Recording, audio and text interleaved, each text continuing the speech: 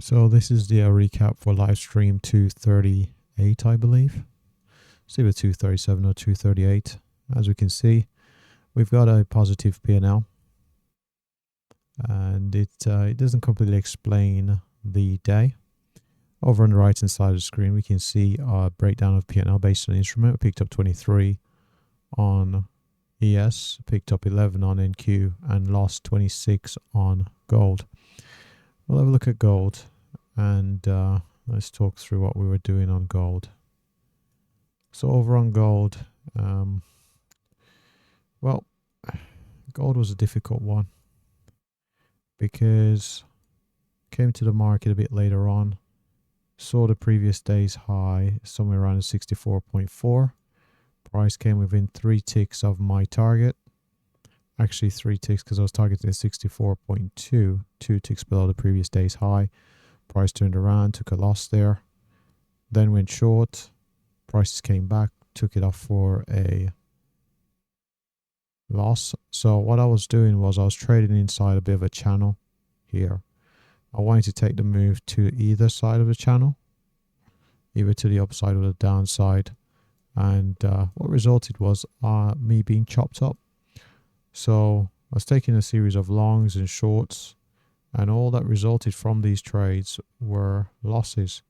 We had a long through here, went into profit a fair bit, couldn't hold above the 200, came all the way back, was stopped out.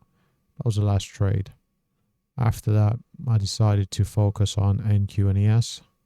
But through this area, was trying to trade from the lows to the previous day's high, just to see if I could take the trade with positive risk reward going to one end. As you can see, prices just chopped around. Ended up costing me. Over on NQ, responsible for the second highest amount of profits. So we've got the previous day's low right here. We're below that. We had a sell-off coming into the market. So when did the sell-off start? The sell-off started as soon as the market opened. So we had a sell-off all the way down to the previous week's high, PWH, and that's what we've got the hash line. Came all the way down to the previous week's high. Had a strong bounce there from the previous week's high. Looking at 138 points, underlining the importance of that level. I had price chop around. I got to the market here after scheduling issues, went short, targeted previous week's high. Price turned around, took a loss there. Then went long, price turned around, took a loss. So I was trying to trade it through this, similar to gold, through this channel. And was getting chopped up in terms of longs and shorts. Finally, took a long here, held a position, came pretty close to break even there. To my frustration, got above this red line, which is our previous day's low. So the previous day's low. Thought about taking profit there, but decided to go for a bigger target. Was targeting the 167s. Price came into the end of day, so eventually I closed here at the end of day, picking up 46. Over on ES, similar to NQ, had a sell off into the open. Got the previous day's low. The previous week's high was actually above, I believe. Is that correct? Yep. Previous week's high is actually to the upside on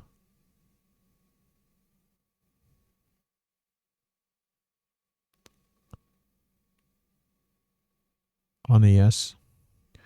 So similar to NQ, took a long, price came back, took it off for a loss there. Through here I was taking a series of losses. Didn't take as many as I did on NQ. Finally took a long trade. The target was up at 138. The 138 was the previous day's, I think it was the open or the close. I believe it was the previous day's open around at 138. It's been a level of interest for some time, around at 138 to 140. And price came up, got to that level, and the target was hit, picking up 31 there, resulting in the positive P&L. I'll bring over the trade performance. So what we're seeing on these trades I'm taking them from previous week's highs, previous week's lows, previous day's high, previous day's lows, sometimes the midpoints, the 50% level of the previous day or the previous week. So just those levels I'm looking at to just take the market with good risk reward, targeting the other side of a potential channel. The difference between the levels. On ES, actually, let's think about this. Let's see. So yeah, there was levels to the downside were pretty far away, so I suppose that was a good thing. And I did think we could have a bit of a retracement after seeing the market struggle to make new lows and follow through. Made new highs, put in higher lows. Somewhat made me think prices would retrace. Only thing is we didn't get that level of retracement on NQ. Was looking for price to get up to that 168. Pretty much where the move started.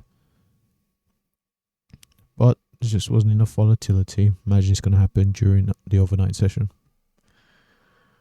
What I'll do is have a look at the trade performance. Over on the trade performance, we can see here gross gains, net. Didn't pick up any wins on short trades. All I had over there was losses. Had some losses on the long trades. Barely profitable at 1.1 in terms of profit factor. Let's see. Accuracy 29%. So with less than 30% accuracy, I was able to have a positive day, only slightly. And that just emphasizes the importance of, well, in this occasion, of good risk reward. The losses were smaller than the wins, and so with a poor accuracy, I wouldn't say, I'll consider it poor, I was able to end the day positive. We can see average win to the average loss heading in the right direction there, and pretty much twice the size, over twice the size here. That's what we wanted to see. We've got a 2.71.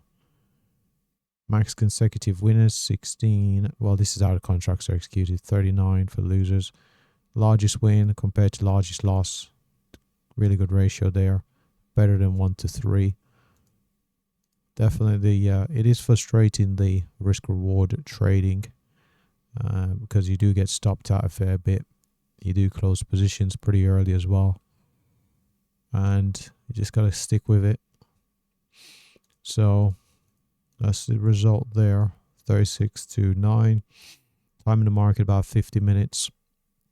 Again, because you're holding the trades towards the other end of a channel, it's going to take some time, especially on a 2-minute chart. So I did expect to see the pickup in terms of the time spent in the market. So about 50 minutes seems to be the norm at the moment. So what I'll do as usual is I will add the live stream to the bottom right hand side of the screen.